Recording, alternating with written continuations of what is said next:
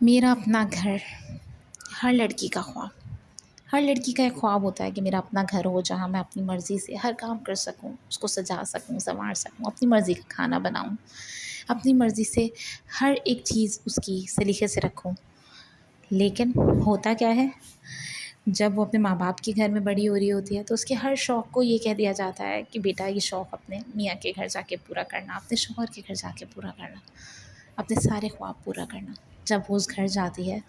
تو اس کے خوابوں کے بارے میں تو کوئی سوچتا ہی نہیں ہے۔ ہر کسی کو اپنے خواب کی فکر پڑی ہوئی ہوتی ہے۔ اس گھر کے بڑے بزرگ اپنی خدمتوں کے خواب لے کے بیٹھے ہوتے ہیں، ان کے چھوٹے یہ سوچتے ہیں کہ گھر میں آئی ہے تو ہماری خدمت کرے گی، ہمارا ساتھ دے گی، ہمارے سارے کام کرے گی۔ شوہر کے اپنے خواب اس سے جڑ جاتے ہیں، لیکن کوئی بھی یہ نہیں سوچتا کہ یہ لڑکی بھی تو اس گھر میں کوئی خواب لے کر آئی ہوگی۔ پھر ایسے ہی وہ اپنے خواب مارتی رہتی ہے، پھر ایک دن وہ ماں بن جاتی ہے،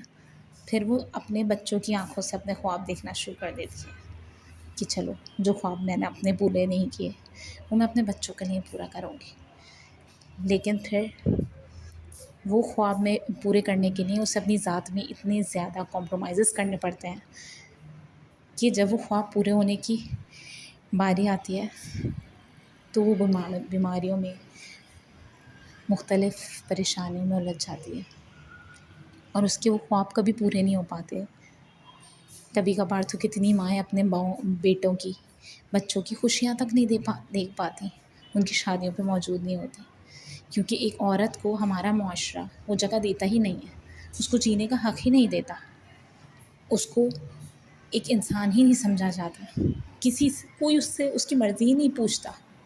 کہ وہ کیا چاہتی ہے۔ وہ بھی تو جینا چاہتی ہے۔ شادی اس کا بچپن چھین لیتی ہے، اس گھر میں آ کے اس کی خوبصورتی ختم کر دی جاتی ہے، ماں بننے کے بعد وہ اپنے اوپر دھیان ہی دینا چھوڑ دیتی ہے، اس کی بیماری کو بھی بہانہ کہہ دیا جاتا ہے۔ پلیز، عورت ہماری زندگی کا بہت اہم حصہ ہوتی ہے۔ وہ بیٹی کے روپ میں ہمیں ماں باپ بننے کا شرف دیتی ہے، بیوی بن کر آتی ہے تو گھر میں 10 برکتیں لے کر آتی ہے، آپ کا ساتھی بنتی ہے، آپ کا دوست بنتی ہے، آپ کو باپ بناتی ہے، گھر کے بزرگوں کو دادا دادی بننے کا، نانا نانی بننے کا موقع دیتی ہے۔ تو پلیز اس عورت کا خیال رکھا کریں۔ اور زندگی تو نام ہی عورت کا ہے، عورت ہی تو اس دنیا میں زندگی کا کانسیپٹ لے کر آئی ہے، وہی تو زندگی دیتی ہے ہم لوگوں کو، اور ہم